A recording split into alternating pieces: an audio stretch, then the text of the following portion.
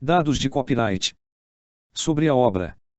A presente obra é disponibilizada pela equipe Lilivros e seus diversos parceiros, com o objetivo de oferecer conteúdo para uso parcial em pesquisas e estudos acadêmicos, bem como o simples teste da qualidade da obra, com o fim exclusivo de compra futura. É expressamente proibida e totalmente repudiável a venda, aluguel, ou quaisquer uso comercial do presente conteúdo. Sobre nós, Lilivros e seus parceiros disponibilizam conteúdo de domínio público e propriedade intelectual de forma totalmente gratuita, por acreditar que o conhecimento e a educação devem ser acessíveis e livres a toda e qualquer pessoa. Você pode encontrar mais obras em nosso site lilivros.us ou em qualquer um dos sites parceiros apresentados neste link. Quando o mundo estiver unido na busca do conhecimento, e não mais lutando por dinheiro e poder, então nossa sociedade poderá enfim evoluir a um novo nível. Sumário. Prefácio. Primeira palavras. Capítulo 1. A contradição, a situação, capítulo a união, sim, aprender a dizer. Prefácio. Professor Hernani Maria Fiore. Paulo Freire é um pensador comprometido com a vida, não pensa ideias, pensa a existência. E também educador, existência seu pensamento numa pedagogia em que o esforço totalizador da praxis humana busca, na interioridade desta, retotalizar-se como prática da liberdade. Em sociedades cuja dinâmica estrutural conduz à dominação de consciências, a pedagogia dominante é a pedagogia das classes dominantes. Os métodos da opressão não podem, contraditoriamente, servir à libertação do oprimido. Nessas sociedades, governadas pelos interesses de grupos, classes e nações dominantes, a educação como prática da liberdade postula, necessariamente, uma pedagogia do oprimido. Não pedagogia para ele, mas dele. Os caminhos da liberação são os do oprimido que se libera, ele não é coisa que se resgata, é sujeito que se deve autoconfigurar responsavelmente. A educação liberadora é incompatível com uma pedagogia que, de maneira consciente ou mistificada, tem sido prática de dominação. A prática da liberdade só encontrará adequada expressão numa pedagogia em que o oprimido tenha condições de, reflexivamente, descobrir-se e conquistar-se como sujeito de sua própria destinação histórica. Uma cultura tecida com a trama da dominação, por mais dinaruços que sejam os propósitos de seus educadores, é barreira cerrada às possibilidades educacionais dos que se situam nas subculturas dos proletários e marginais. Ao contrário, uma nova pedagogia enraizada na vida dessas subculturas, a partir delas. E com elas, será um contínuo retomar reflexivo de seus próprios caminhos de liberação, não será simples reflexo, senão reflexiva criação e recriação, ir adiante nesses caminhos, método, prática de liberdade, que, por ser tal, está intrinsecamente incapacitado para o exercício da dominação. A pedagogia do oprimido é, pois, liberadora de ambos, do oprimido e do opressor. Hegelianamente, diríamos, a verdade do opressor reside na consciência do oprimido. Assim apreendemos a ideia-fonte de 2 livros 1 em que Paulo Freire traduz, em forma de lúcido saber sociopedagógico, sua grande e apaixonante experiência de educador. Experiência e saber que se dialetam, densificando-se, alongando-se e dando, com nitidez cada vez maior, o contorno e o relevo de sua profunda intuição central, a do educador de vocação humanista que, ao inventar suas técnicas pedagógicas, redescobre através delas o processo histórico em que e por que se constitui a consciência humana. Ou, aproveitando uma sugestão de Ortega, o processo em que a vida como biologia passa a ser vida como biografa. Talvez seja este o sentido mais exato da alfabetização, aprender a escrever a sua vida, como autor e como testemunha de sua história, isto é, biografar-se, existenciar-se, historicizar-se. Por isto, a pedagogia de Paulo Freire, sendo método de alfabetização, tem como ideia animadora toda a amplitude humana da educação como prática da liberdade, o que, em regime de dominação, só se pode produzir e desenvolver na dinâmica de uma pedagogia do oprimido. As técnicas do referido método acabam por ser a estilização pedagógica do processo em que o homem constitui e conquista, historicamente, sua própria forma, a pedagogia faz-se antropologia. Esta conquista não se pode comparar com o crescimento espontâneo dos vegetais, participa da ambiguidade da condição humana e dialetiza-se nas contradições da aventura histórica, projeta-se na contínua recriação de um mundo que, ao mesmo tempo, obstaculiza e provoca o esforço de superação liberadora da consciência humana. A antropologia acaba por exigir e comandar uma política. É o que pretendemos insinuar em 3 relances. Primeiro, o movimento interno que unifica os elementos do método e os excede em amplitude de humanismo pedagógico.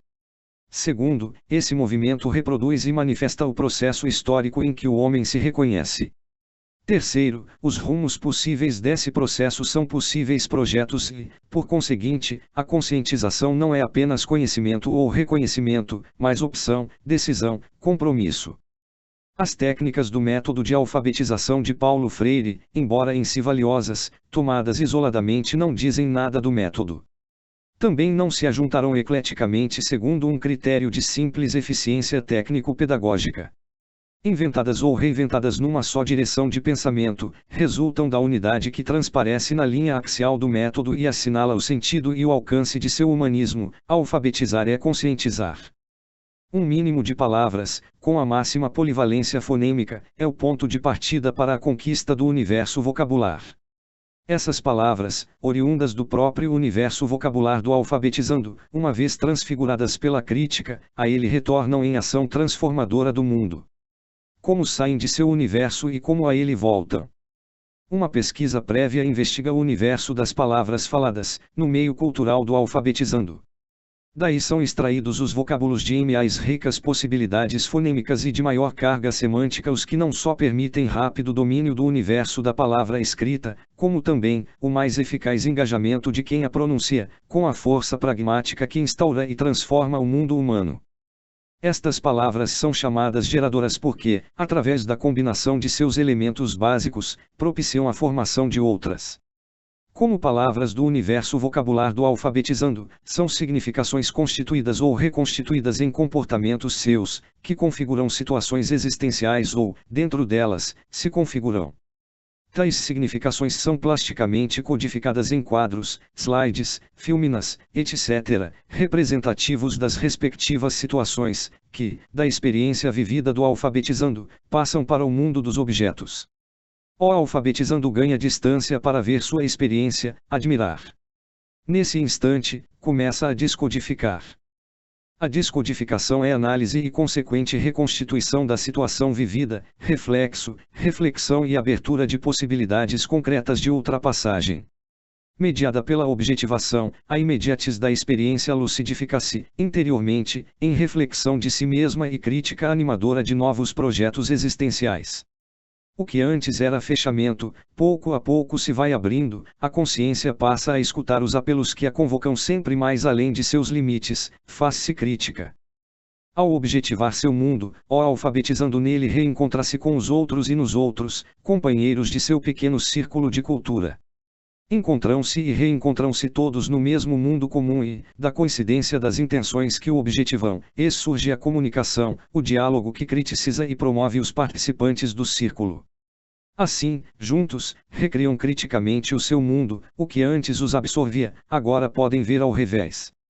No círculo de cultura, a rigor, não se ensina, aprende-se em reciprocidade de consciências, não há professor, há um coordenador, que tem por função dar as informações solicitadas pelos respectivos participantes e propiciar condições favoráveis à dinâmica do grupo, reduzindo ao mínimo sua intervenção direta no curso do diálogo. A codificação e a descodificação permitem ao alfabetizando integrar a significação das respectivas palavras geradoras em seu contexto existencial. Ele a redescobre num mundo expressado em seu comportamento. Conscientiza a palavra como significação que se constitui em sua intenção significante, coincidente com intenções de outros que significam o mesmo mundo. O mundo é o lugar do encontro de cada um consigo mesmo e os demais. A essa altura do processo, a respectiva palavra geradora pode ser, ela mesma, objetivada como combinação de fonemas suscetíveis de representação gráfica. O alfabetizando já sabe que a língua também é cultura, de que o homem é sujeito, sente-se desafiado a desvelar os segredos de sua constituição, a partir da construção de suas palavras também construção de seu mundo. Para esse efeito, como também para a descodificação das situações significadas pelas palavras geradoras, a que nos referimos, é de particular interesse a etapa preliminar do método, que não havíamos ainda mencionado. Nessa etapa, são descodificadas pelo grupo várias unidades básicas, codificações simples e sugestivas, que, dialogicamente descodificadas, vão redescobrindo o homem como sujeito de todo o processo histórico da cultura e, obviamente, também da cultura letrada. O que o homem fala e escreve e como fala e escreve, é tudo expressão objetiva de seu espírito. Por isto, pode o espírito refazer o feito, neste redescobrindo-o. Processo que o faz e refaz.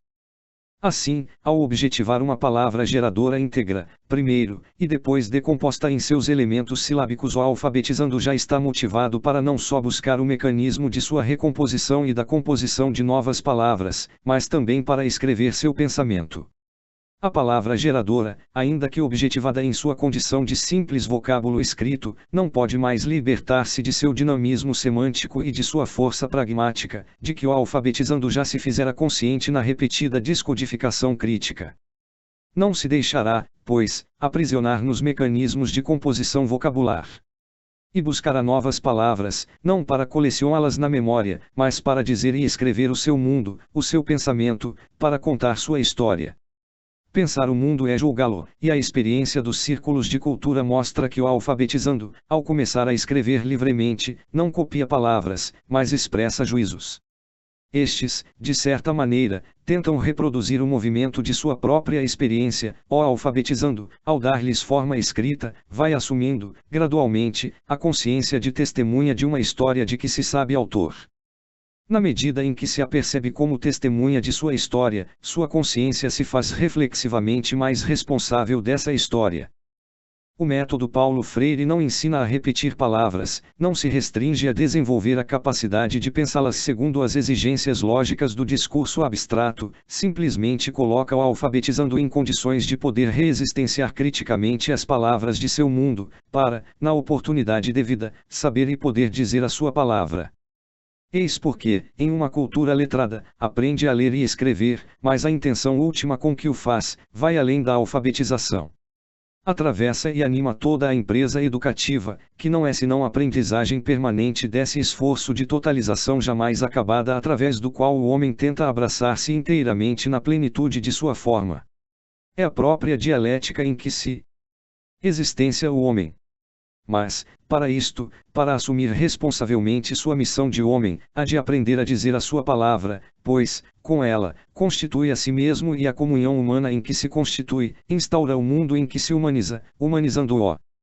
Com a palavra, o homem se faz homem. Ao dizer a sua palavra, pois, o homem assume conscientemente sua essencial condição humana. E o método que lhe propicia essa aprendizagem comensura-se ao homem todo, e seus princípios fundam toda a pedagogia, desde a alfabetização até os mais altos níveis do labor universitário. A educação reproduz, assim, em seu plano próprio, a estrutura dinâmica e o movimento dialético do processo histórico de produção do homem. Para o homem, produzir-se é conquistar-se, conquistar sua forma humana. A pedagogia é antropologia. Tudo foi resumido por uma mulher simples do povo, num círculo de cultura, diante de uma situação representada em quadro. Gosto de discutir sobre isto porque vivo assim. Enquanto vivo, porém, não vejo.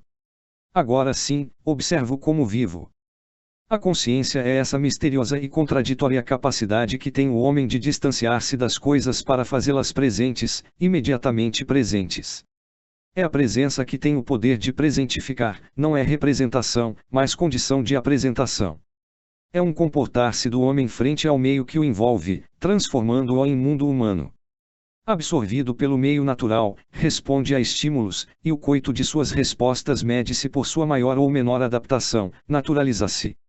Despegado de seu meio vital, por virtude da consciência, enfrenta as coisas objetivando-as, e enfrenta-se com elas, que deixam de ser simples estímulos, por a se tornarem desafios.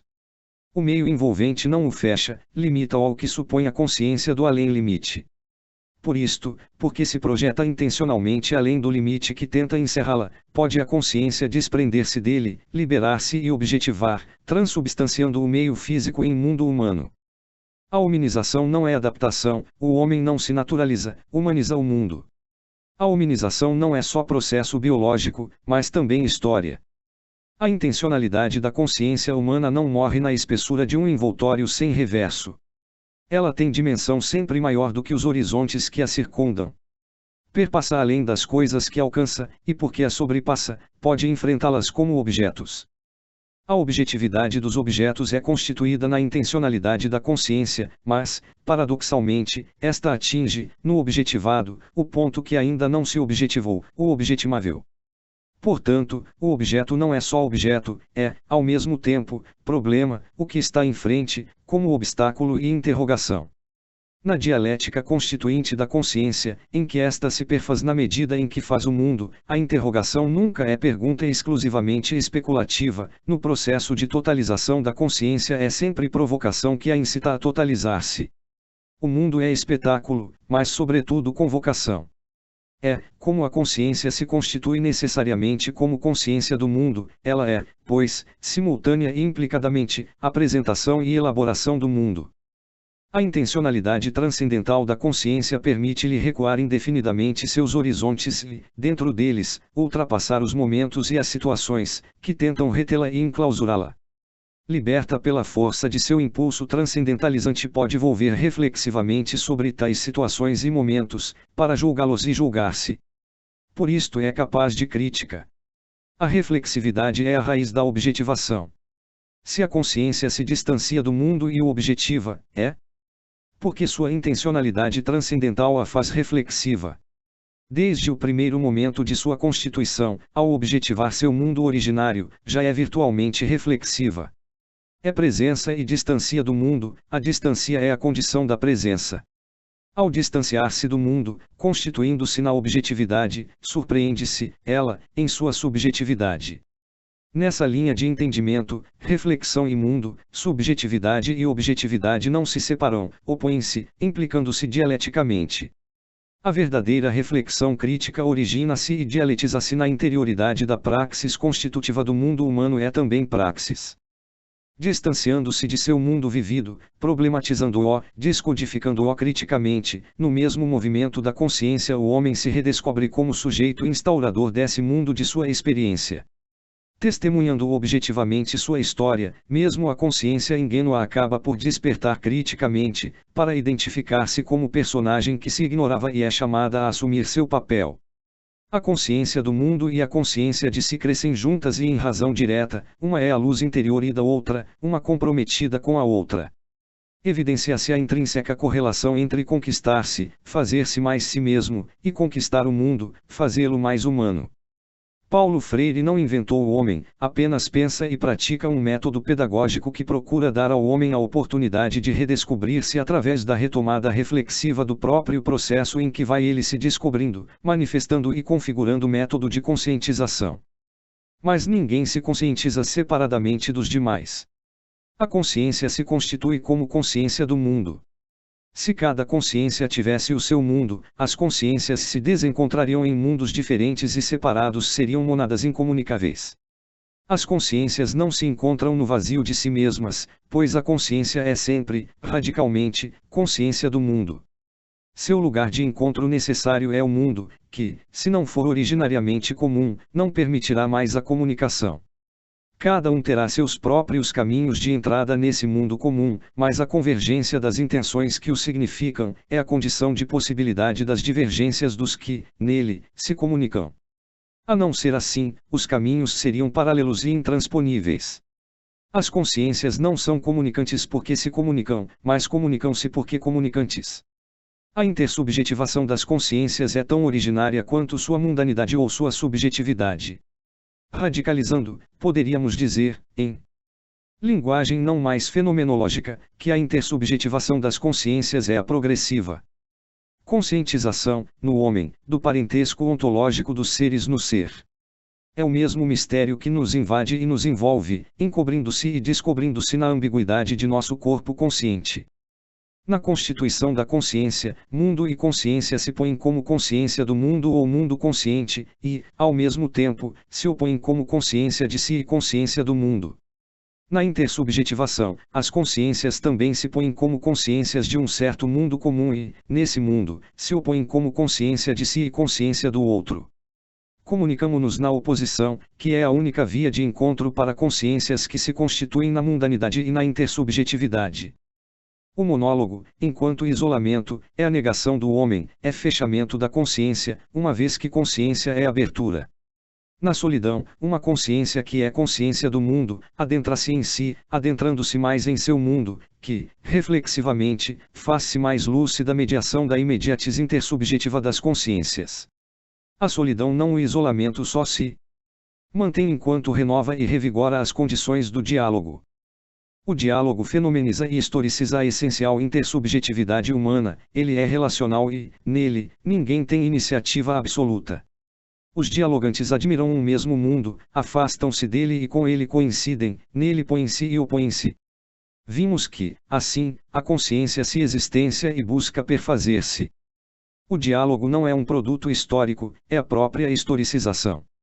É ele, pois, o movimento constitutivo da consciência que, abrindo-se para a infinitude, vence intencionalmente as fronteiras da finitude e, incessantemente, busca reencontrar-se além de si mesma.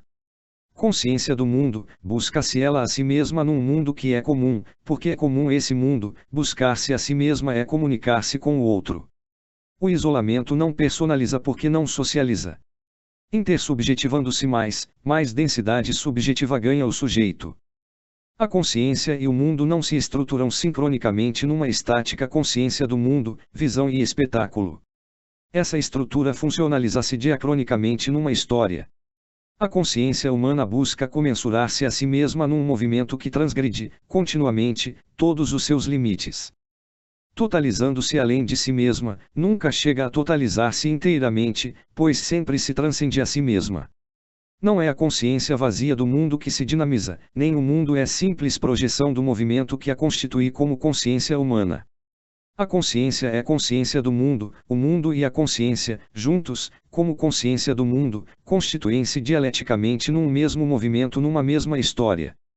Em outros termos, objetivar o mundo é historicizá-lo, humanizá-lo. Então, o mundo da consciência não é criação, mas sim, elaboração humana.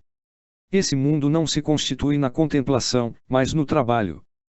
Na objetivação transparece, pois, a responsabilidade histórica do sujeito, ao reproduzi-la criticamente, o homem se reconhece como sujeito que elabora o mundo, nele, no mundo, efetua-se a necessária mediação do auto-reconhecimento que o personaliza e o conscientiza como autor responsável de sua própria história. O mundo conscientiza-se como projeto humano, o homem faz-se livre. O que pareceria ser apenas visão, é, efetivamente, provocação, o espetáculo, em verdade, é compromisso.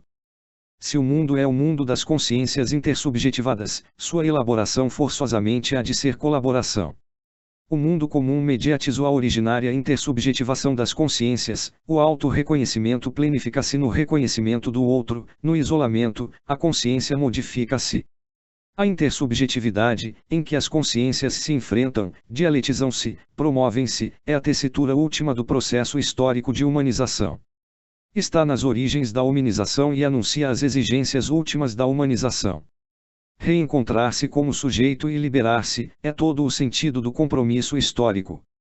Já a antropologia sugere que a praxis, se humana e humanizadora, é a prática da liberdade. O círculo de cultura no método Paulo Freire revive a vida em profundidade crítica. A consciência emerge do mundo vivido, objetiva-o, problematiza-o, compreende-o como projeto humano. Em diálogo circular, intersubjetivando-se mais e mais, vai assumindo, criticamente, o dinamismo de sua subjetividade criadora. Todos juntos, em círculo, e em colaboração, reelaboram o mundo e, ao reconstruí-lo, apercebem-se de que, embora construído também por eles, esse mundo não é verdadeiramente para eles. Humanizado por eles, esse mundo não os humaniza. As mãos que o fazem, não são as que o dominam. Destinado a liberá-los como sujeitos, escraviza-os como objetos. Reflexivamente, retomam o movimento da consciência que os constitui sujeitos, desbordando a estreiteza das situações vividas, resumem o impulso dialético da totalização histórica. presentificados como objetos no mundo da consciência dominadora, não se davam conta de que também eram presença que presentifica um mundo que não é de ninguém, porque originariamente é de todos. Restituída em sua amplitude, a consciência abre-se para a prática da liberdade, o processo de humanização, desde suas obscuras profundezas, vai adquirindo a translucidez de um projeto de humanização. Não é crescimento, é história, áspero esforço de superação dialética das contradições que entretecem o drama existencial da finitude humana. O método de conscientização de Paulo Freire refaz criticamente esse processo dialético de historicização. Como todo bom método pedagógico, não pretende ser método de ensino, mas sim de aprendizagem. Com ele, o homem não cria sua possibilidade de ser livre, mas aprende a efetivá-la e exercê-la. A pedagogia aceita a sugestão da antropologia, impõe-se pensar e viver a educação como prática da liberdade. Não foi por acaso que esse método de conscientização originou-se como método de alfabetização. A cultura letrada não é invenção caprichosa do espírito, surge no momento em que a cultura, como reflexão de si mesma, consegue dizer-se a si mesma, de maneira definida, clara e permanente. A cultura marca o aparecimento do homem no largo processo da evolução cósmica. A essência humana existencia-se, autodesvelando-se como história. Mas essa consciência histórica, objetivando-se reflexivamente, surpreende-se a si mesma, passa a dizer-se, torna-se consciência historiadora, o homem é levado a escrever sua história. Alfabetizar-se é aprender a ler essa palavra escrita em que a cultura se diz, dizendo-se criticamente, deixa de ser repetição intemporal do que passou, para temporalizar-se, para conscientizar sua temporalidade constituinte, que é anúncio e promessa do que há de vir. O destino. Criticamente, recupera-se como projeto. Nesse sentido, alfabetizar-se não é aprender a repetir palavras, atas a dizer a sua palavra, criadora de cultura. A cultura letrada conscientiza a consciência historiadora automanifesta a consciência sua condição essencial de consciência histórica. Ensinar a ler as palavras ditas e ditadas é uma forma de mistificar as consciências, despersonalizando-as na repetição é a técnica da propaganda massificadora. Aprender a dizer a sua palavra é toda a pedagogia, e também toda a antropologia.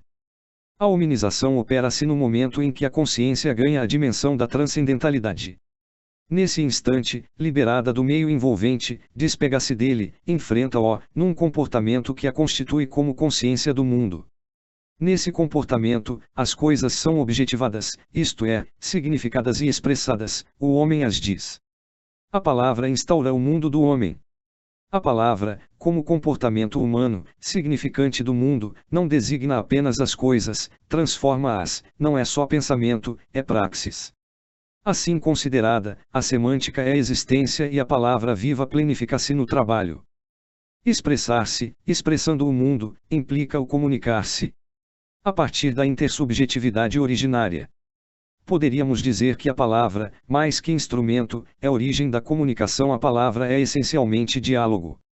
A palavra abre a consciência para o mundo comum das consciências, em diálogo, portanto. Nessa linha de entendimento, a expressão do mundo consubstancia-se em elaboração do mundo e a comunicação em colaboração.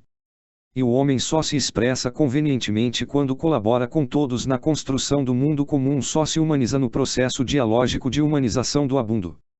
A palavra, porque lugar do encontro e do reconhecimento das consciências, também o é do reencontro e do reconhecimento de si mesmo. A palavra pessoal, criadora, pois a palavra repetida é monólogo das consciências que perderam sua identidade, isoladas, imersas na multidão anônima e submissas a um destino que lhes é imposto e que não são capazes de superar, com a decisão de um projeto. É verdade, nem a cultura liberada é a negação do homem, nem a cultura letrada chegou a ser sua plenitude. Não há homem absolutamente inculto, o homem hominiza-se expressando, dizendo o seu mundo. Aí começam a história e a cultura. Mas o primeiro instante da palavra é terrivelmente perturbador, presentifica o mundo à consciência e, ao mesmo tempo, distancia-o. O enfrentamento com o mundo é ameaça e risco. O homem substitui o envoltório protetor do meio natural por um mundo que o provoca e desafia. Num comportamento ambíguo, enquanto ensaia o domínio técnico desse mundo, tenta voltar a seu seio, imergir nele, enleando-se na indistinção entre palavra e coisa. A palavra, primitivamente, é mito. Interior ao mito e condição sua, o logos humano vai conquistando primazia, com a inteligência das mãos que transformam o mundo. Os primórdios dessa história ainda é mitologia, o mito é objetivado pela palavra que o diz. A narração do mito, no entanto, objetivando o mundo mítico e entrevendo o seu conteúdo racional, acaba por devolver à consciência a autonomia da palavra, distinta das coisas que ela significa e transforma.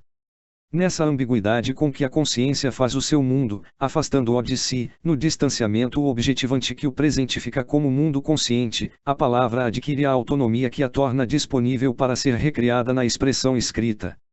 Embora não tenha sido um produto arbitrário do espírito incentivo do homem, a cultura letrada é um epifenômeno da cultura, que, atualizando sua reflexividade virtual, encontra na palavra escrita uma maneira mais firme e definida e de dizer-se, isto é, de existenciar-se discursivamente na praxis histórica.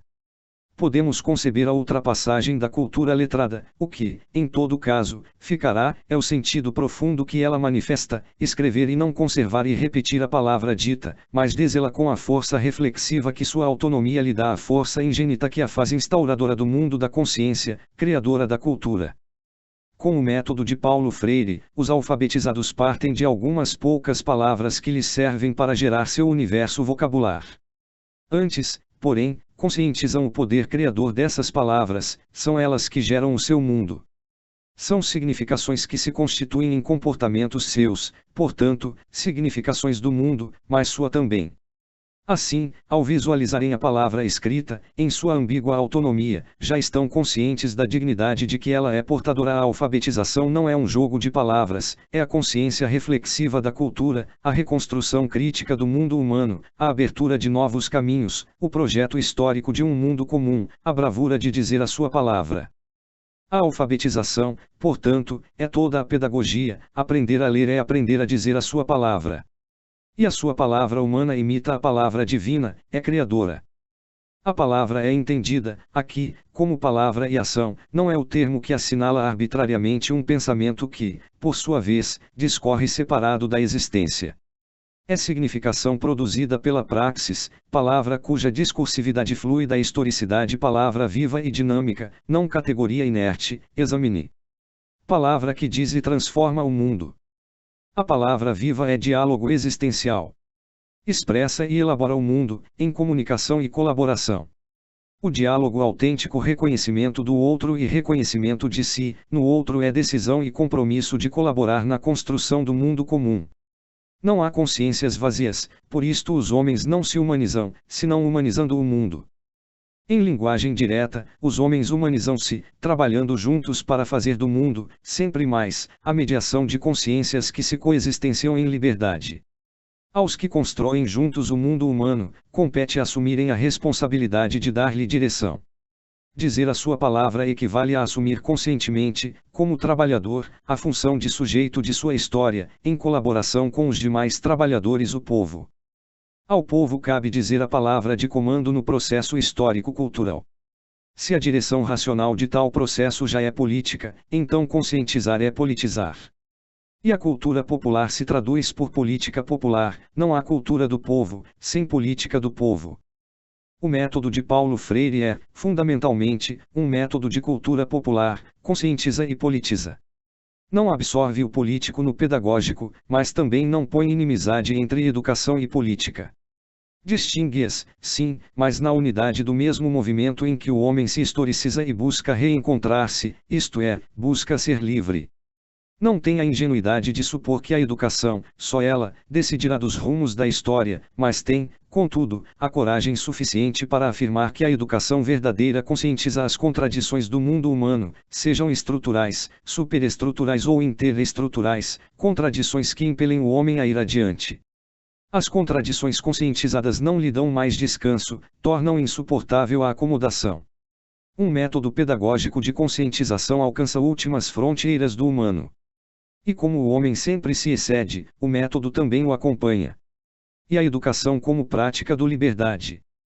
Em regime de dominação de consciências, em que os que mais trabalham menos podem dizer a sua palavra e em que multidões imensas nem sequer têm condições para trabalhar, os dominadores mantêm o monopólio da palavra, com que mistificam, massificam e dominam. Nessa situação, os dominados, para dizerem a sua palavra, têm que lutar para tomá-la. Aprender a tomá-la dos que a detêm e a recusam aos demais, é um difícil, mas imprescindível aprendizado, é a pedagogia do oprimido. Santiago, Chile. Dezembro de 1057. Primeira palavras. Aos esfarrapados do mundo e aos que neles se descobrem e, assim, descobrindo-se, com eles sofrem, mas, sobretudo, com eles lutam. As páginas que se seguem e que propomos como uma introdução à pedagogia do oprimido são o resultado de nossas observações nestes 5 anos de exílio. Observações que se vêm juntando às que fizemos no Brasil, nos vários setores em que tivemos oportunidade de exercer atividades educativas.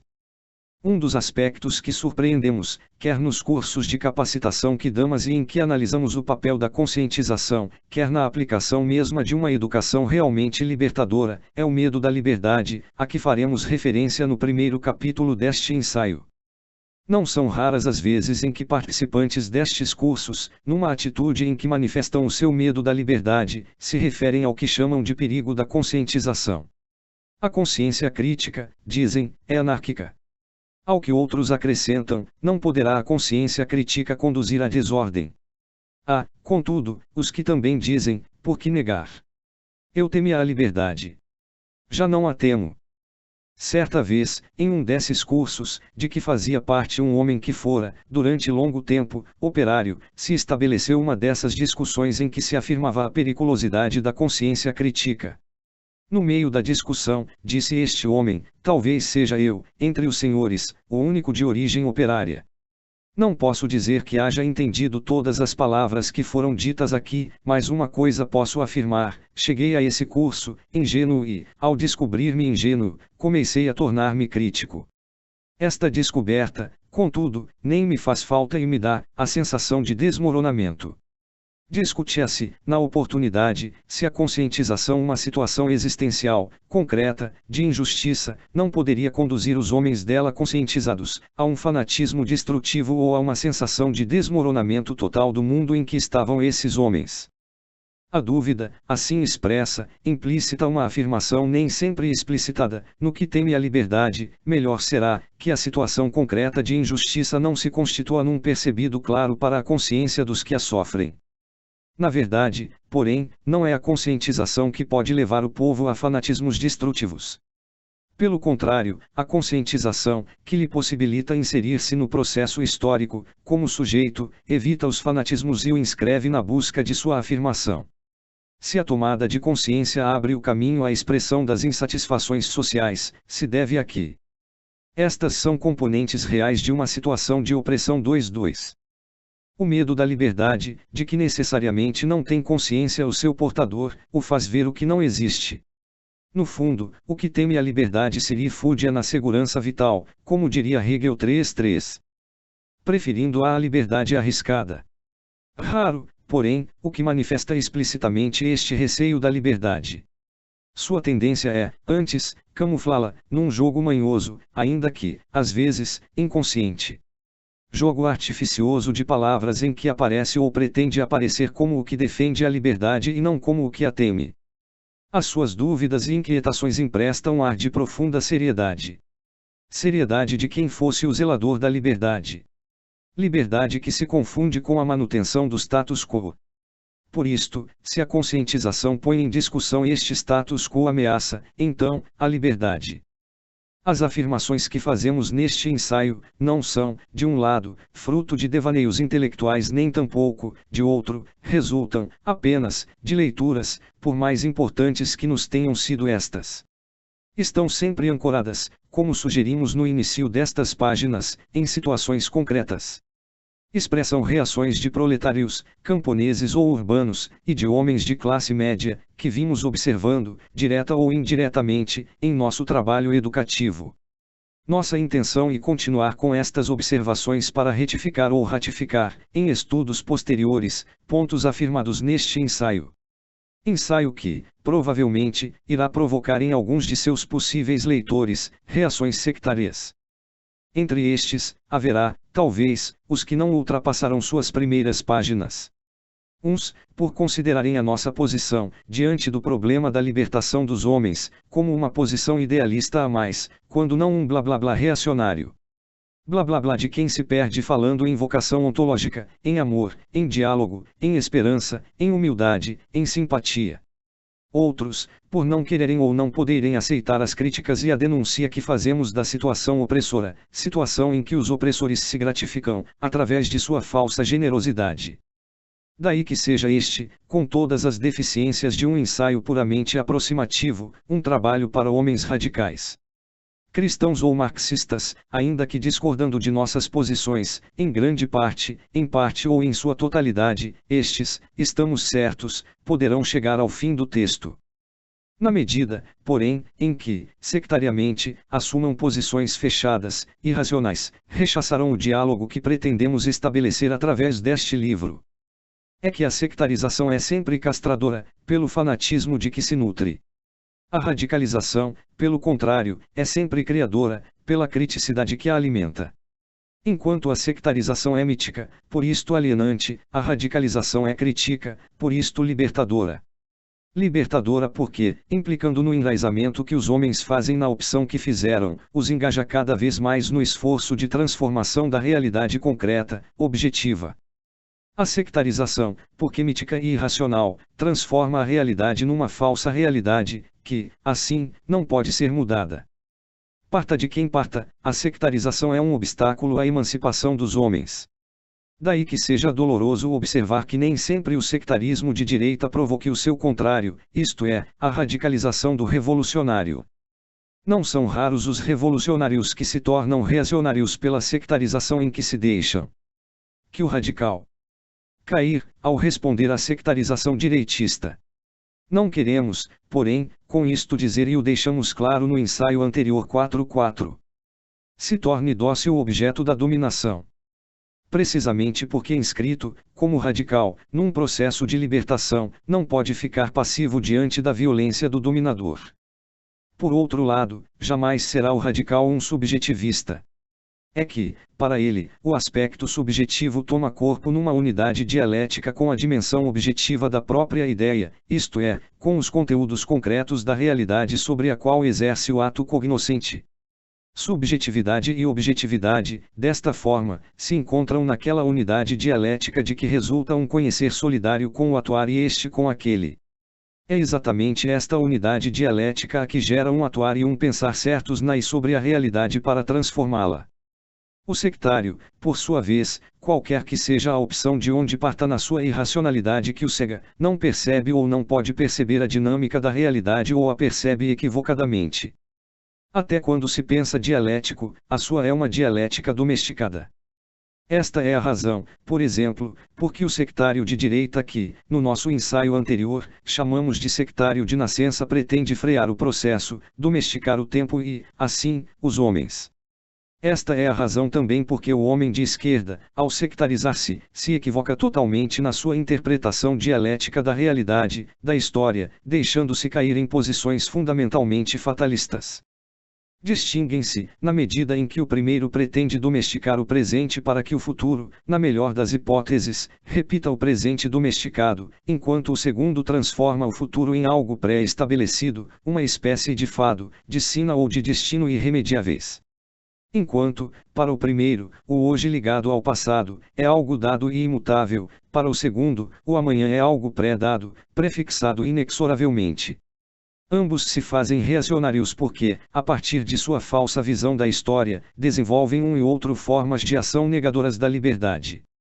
É que, o fato de um conceber o presente bem comportado e o outra, o futuro como predeterminado, não significa que se tornem espectadores, que cruzem os braços, o primeiro, esperando a manutenção do presente, uma espécie de volta ao passado, o segundo, a espera de que o futuro já conhecido se instale. Pelo contrário, fechando-se em um círculo de segurança, do qual não podem sair, estabelecem ambos a sua verdade. E esta não é a dos homens na luta para construir o futuro, correndo o risco desta própria construção. Não é a dos homens lutando e aprendendo, uns com os outros, a edificar este futuro, que ainda não está dado, como se fosse destino, como se devesse ser recebido pelos homens e não criado por eles. A sectarização, em ambos os casos, é reacionária porque, um e outro, apropriando-se do tempo de cujo saber se sentem igualmente proprietários, terminam sem o povo, uma forma de estar contra ele. Enquanto o sectário de direita, fechando-se em sua verdade, não faz mais do que o que lhe é próprio, o homem de esquerda, que se sectariza e também se encerra, é a negação de si mesmo. Um, na posição que lhe é própria, o outro, na que o nega, ambos girando em torno de sua verdade, sentem-se abalados na sua segurança, se alguém a discute. Daí que lhes seja necessário considerar como mentira tudo o que não seja a sua verdade. Sofrem ambos da falta de dúvida. 5:5. O radical, comprometido com a libertação dos homens, não se deixa prender em círculos de segurança, nos quais aprisione também a realidade. Tão mais radical, quanto mais se inscreve nesta realidade para, conhecendo-a melhor, poder transformá-la. Não teme enfrentar, não teme ouvir, não teme o desvelamento do mundo. Não teme o encontro com o povo. Não teme o diálogo com ele, de que resulta o crescente saber de ambos. 6:6. Não se sente dono do tempo, nem dono dos homens, nem libertador dos oprimidos. Com eles se compromete, dentro do tempo, para com eles lutar. Se a sectarização, como afirmamos, é o próprio do reacionário, a radicalização é o próprio do revolucionário. Daí que a pedagogia do oprimido, que implica numa tarefa radical, cujas linhas introdutórias pretendemos apresentar neste ensaio e a própria leitura deste texto não possam ser realizadas por sectários. Queremos expressar aqui o nosso agradecimento a Elsa, de modo geral nossa primeira leitora, por sua compreensão e estímulos constantes a nosso trabalho, que também é seu. Agradecimento que estendemos a todos quantos lerão os originais deste ensaio pelas críticas que nos fizeram, o que não nos retira ou diminui a responsabilidade pelas afirmações nele feitas. Paulo Freire. Santiago, outono de 1968. Capítulo 1. Justificativa da pedagogia do oprimido. Reconhecemos a amplitude do tema que nos propomos